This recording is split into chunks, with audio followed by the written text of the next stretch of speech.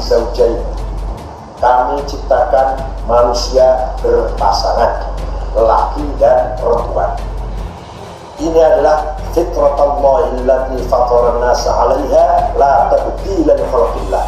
Ini adalah fitrah Allah yang tidak boleh berubah, dirubah, tidak boleh diganggu-gugat, la tabdila li khalqillah. Oleh karena itu Allah menciptakan laki-laki mempunyai hasrat libido kepada perempuan.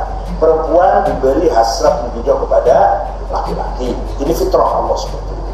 Maka barang siapa yang menyimpang dari ini, namanya bukan hanya menyimpang dengan hukum Islam, bukan hanya melanggar hukum Islam, tapi melanggar fitrah Allah. Lebih dosa lebih besar daripada melanggar. Kalau ada laki-laki berzina dengan perempuan, itu tidak melanggar fitrah, tapi melanggar hukum. Tapi kalau laki-laki dan laki-laki, perempuan dan perempuan, bukan hanya melanggar hukum, pasti hukumnya pasti itu melanggar hukum, tapi juga lebih dari itu melanggar fitratallahi allati fataran nasa 'alaiha la tabdila li khalqillah. Oleh karena itu, pernyataan resmi dari PBNU yang dibacakan oleh Wakil Rais Amti Haji Muftal Akhyar mengutuk tindakan atau perilaku LGBT, dan LGBT perlu direhabilitasi dan mencegah kelompok yang mendukung dengan dana yang sangat besar terhadap.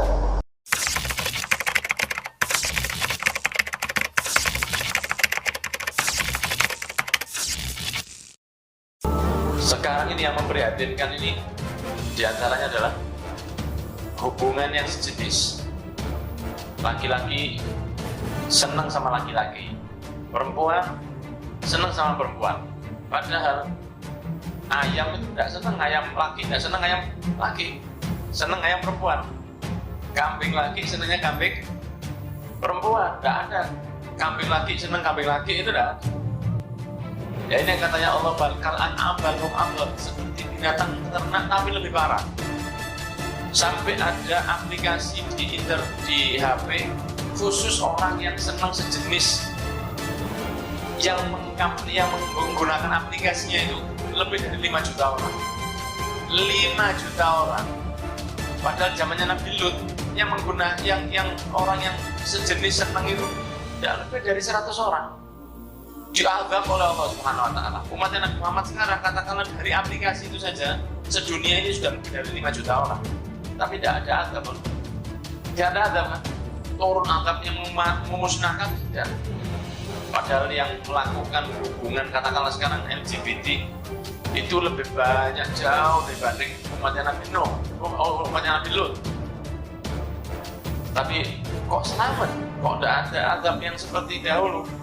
Barokah Nabi Muhammad SAW masih ditunggu oleh Allah, tidak diazab dulu, ditunggu oleh Allah. Siapa tahu mau bertobat kepada Allah Subhanahu wa taala. Jadi aplikasinya itu lebih dari 5 juta orang yang download. Nah, masa orang normal akan diam-diam mau download menang-menang? Dia lebih baik download gimana yang lain. Saking bahayanya sekarang ini. Innalillahi wa inna ilaihi raji'un. Tapi barokah Nabi Muhammad SAW, azab itu tidak turun dulu, ditahan dulu oleh Allah Subhanahu wa taala. Ini satu keistimewaan yang diberikan untuk umatnya Nabi Muhammad SAW yang tercatat di dalam kitab ini. Sudah kita baca hampir sudah 10 tahun sekarang. Kitab ini kita baca 10 tahun, belum hatam Mas. Saking luasnya kasih sayang Allah kepada umatnya Nabi Muhammad SAW. Jadi ya kita minta hidayah, dan untuk anak kita, dan untuk keluarga kita, dan untuk mereka semua anak Allah. Karena juga ada yang muslim itu, ada sebagian dari orang yang senang sejenis itu orangnya adalah orang muslim. Ada yang muslim walaupun tidak banyak, tapi ada. Jadi kalau dibaca utuh ini akan ketemu apa yang terjadi pada diagnosis yang terjadi pada dinamika yang dikatakan tidak ada persis. Silahkan dibuka nanti halaman 288, kemudian 280 dan 279. Persis kalimatnya ada. Ini adalah masih sebuah gangguan. Apa? Gangguan, Pak.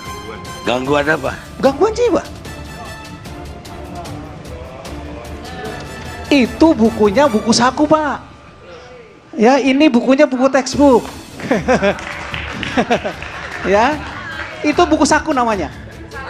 Iya, bukan, ini dia. Lengkapnya di sini, Pak. Kalau buku saku itu kan sesuatu yang merumuskan kesimpulan sederhana. Contohnya ayat Al-Quran.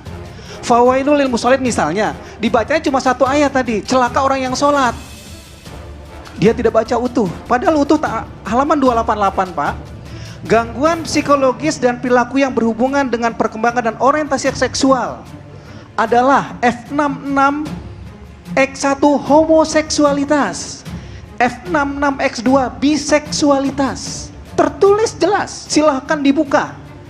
Pak Karni bisa baca sendiri.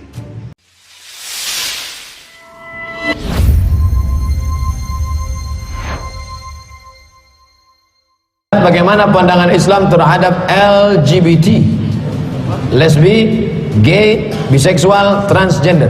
Karena di kampus banyak doktrin untuk menghormati mereka atas dasar HAM, hak azazi manusia. Setelah diadakan penelitian, ternyata ribuan tahun yang lalu monyet sudah homo.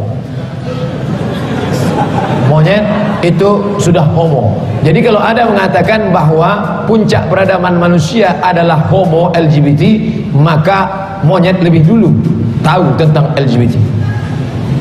Nah, ini jangan lagi meniru. Orang sekarang kalau ada perempuan yang pakai jilbab dikatakan ini terbelakang.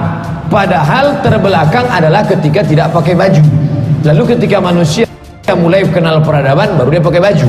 Jadi kalau ada orang mengatakan tidak berbaju adalah peradaban, maka orang hutan lebih berperadaban. Kalau LGBT dikatakan adalah HAM, maka monyet layak dapat HAM. Nah, ini penting. Sakit hati berarti LGBT.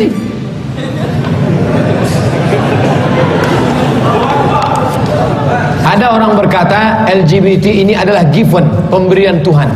Kalau pemberian Tuhan, maka sama antara LGBT di Mesir, di Indonesia, dengan di Bangkok, Thailand. Tapi yang terjadi, apa yang terjadi sekarang? LGBT di Thailand lebih banyak daripada di Mesir. Kenapa? Menunjukkan dia bukan given, pemberian Tuhan, tapi dia adalah tumbuh dari masyarakat. Di tengah masyarakat yang keras, mengejek, mencela, maka dia tidak akan tumbuh. Tapi di Thailand kenapa tumbuh luar biasa? Karena dibiarkan. Bahkan ada Miss bencong tercantik di dunia.